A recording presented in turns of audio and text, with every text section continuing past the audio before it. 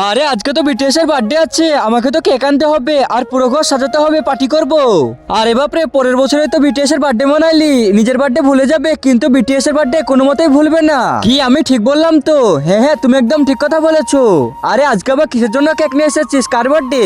আরে আজকে তোমার জামাইয়ের বার্থডে। আরে কেকের মধ্যে হাতও দিবি না, বিটিএস জামাই। আরে কেকের মধ্যে হাত দিবি না, ঠিক আছে, একটু টেস্ট করে তো দেখি।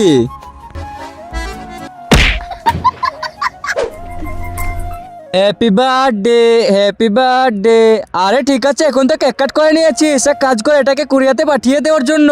কিন্তু তার আগে আমার এই ভিডিওটা দেখে যে লাইক সাবস্ক্রাইব না করবে তাদের মোবাইলটা যেন হাত থেকে পড়ে গিয়ে নষ্ট হয়ে যায়, আর যারা লাইক সাবস্ক্রাইব করে দিবে তাদের মা বাবা যেন অনেকদিন বেঁচে থাকে। তাড়াতাড়ি ভালো বাচ্চারা লাইক সাবস্ক্রাইব করে দাও।